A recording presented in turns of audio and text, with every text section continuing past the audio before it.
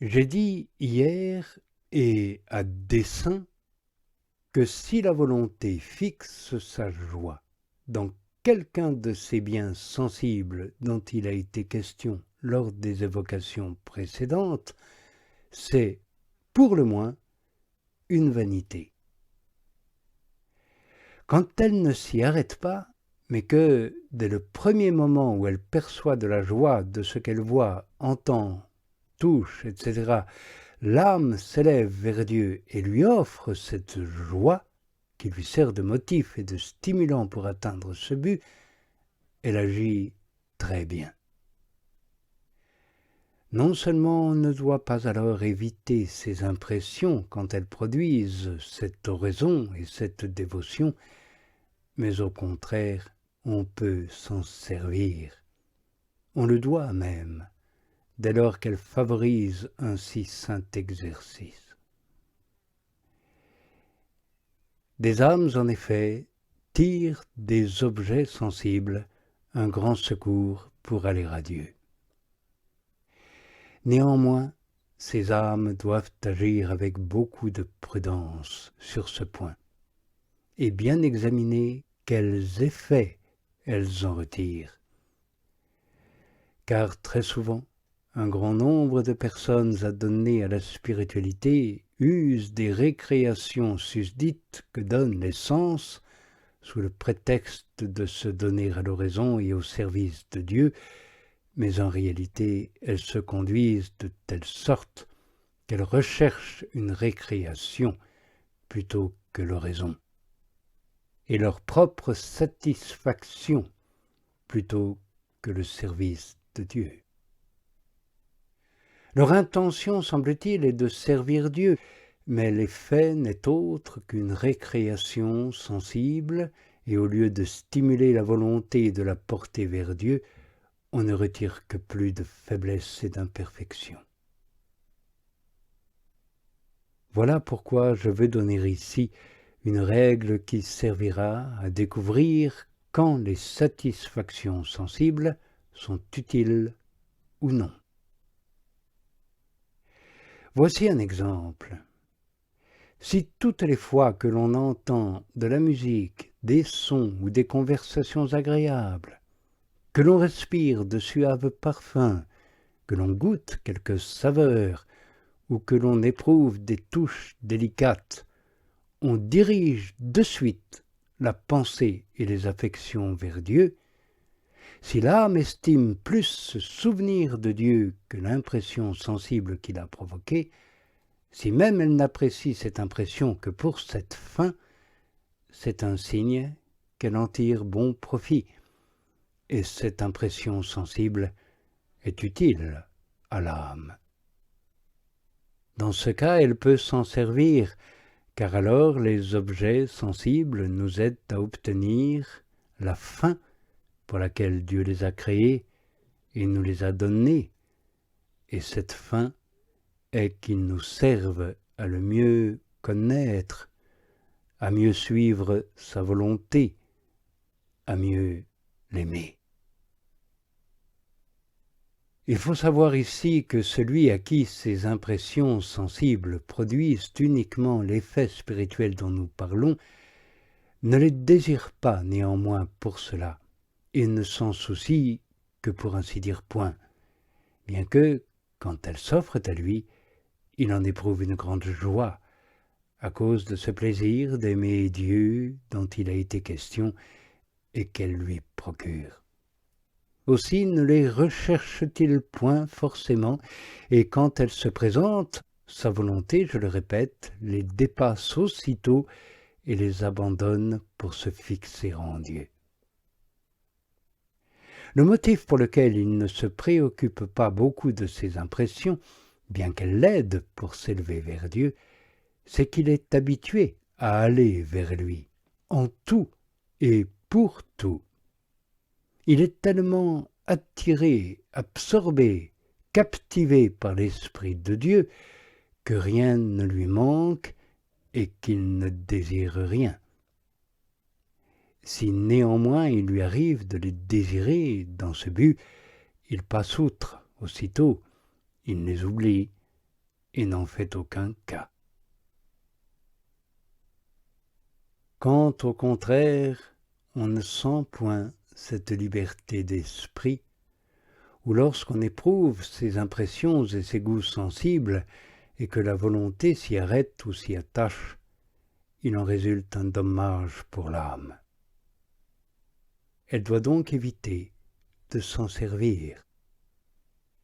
Car si la raison lui dicte d'y chercher un aide pour aller à Dieu, cependant, quand on y trouve l'occasion d'une jouissance sensible et que l'effet est toujours conforme à cette jouissance, il est plus certain qu'il y a là un obstacle plutôt qu'un secours, et plus de dommages que de profit.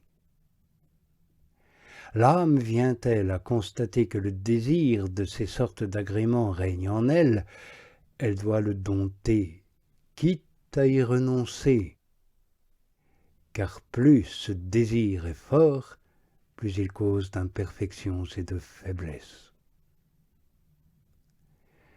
La personne adonnée à la vie spirituelle doit donc, lorsqu'elle éprouve des satisfactions dans les sens qui lui viennent par hasard ou qu'elle a recherchées, s'en servir uniquement pour Dieu et élever jusqu'à lui la jouissance qu'elle y trouve, pour que cette jouissance soit utile et parfaite. Cette âme doit savoir que toute jouissance, fût-elle d'après les apparences de l'ordre le plus élevé, et qui ne serait pas de cette nature, ni fondée sur le renoncement et sur la destruction de toute autre jouissance, est vaine et sans profit. De plus, elle est un obstacle à l'union de la volonté avec Dieu. Même s'il nous faut prolonger plus que d'ordinaire cette évocation, traitons à présent des dommages que l'âme éprouve quand elle veut mettre la joie de sa volonté dans les biens sensibles. Tout d'abord, si l'âme n'apaise pas et n'étouffe pas la joie qui peut lui venir des réalités sensibles ou ne la dirige pas vers Dieu, elle encourt tous les dommages généraux dont nous avons déjà parlé et qui proviennent de tous les autres genres de joie, comme l'obscurcissement de la raison, la tiédeur, la langueur spirituelle. Mais il est en particulier un grand nombre de dommages, tant spirituels que corporels et sensibles, qui procèdent de cette joie. Premièrement, la joie que procure la vue des objets. Quand on n'en fait pas abstraction, uniquement pour aller à Dieu, peut engendrer directement la vanité de l'esprit et la dissipation du cœur.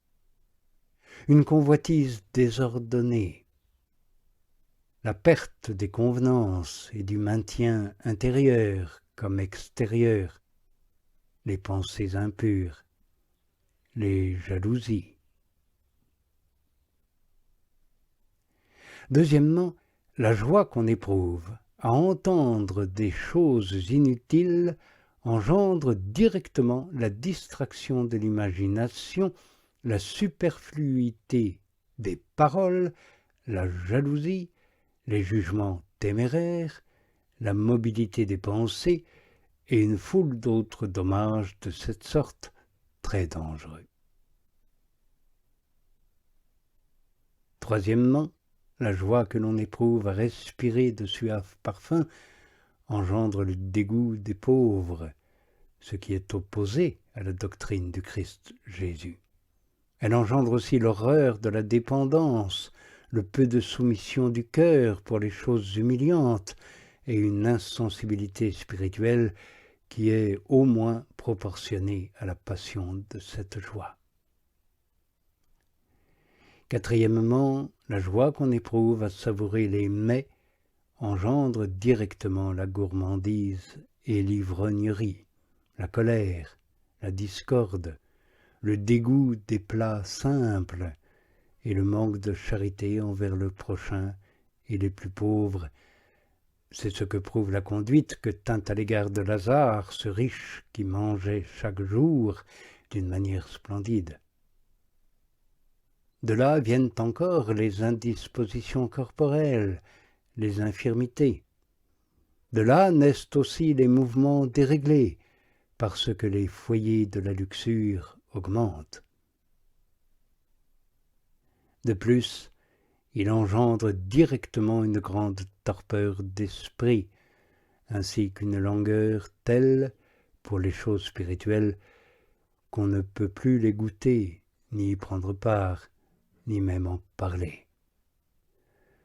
Enfin, cette joie produit la dissipation dans tous les autres sens et dans le cœur, et le mécontentement sur une foule de points.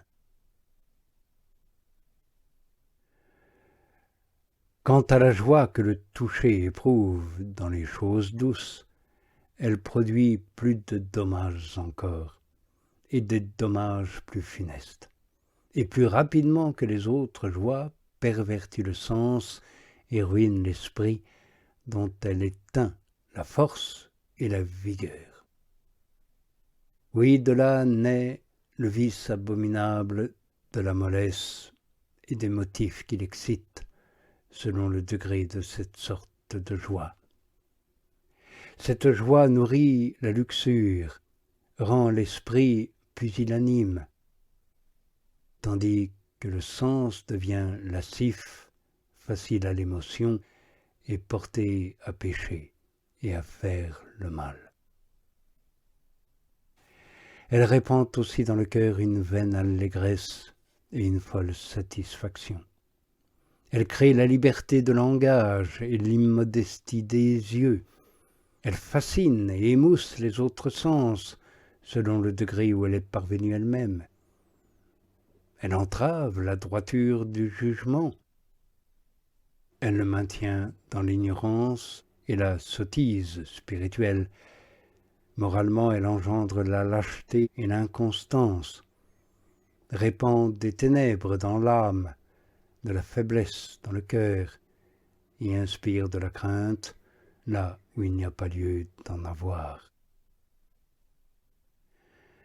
Cette joie produit encore parfois la confusion dans l'esprit, comme l'insensibilité dans la conscience et l'intelligence. Elle affaiblit beaucoup la raison, elle la réduit même à un état tel que l'âme ne sait ni recevoir un bon conseil, ni le donner. Elle la rend incapable des biens spirituels et moraux. En un mot, inutile comme un vase brisé.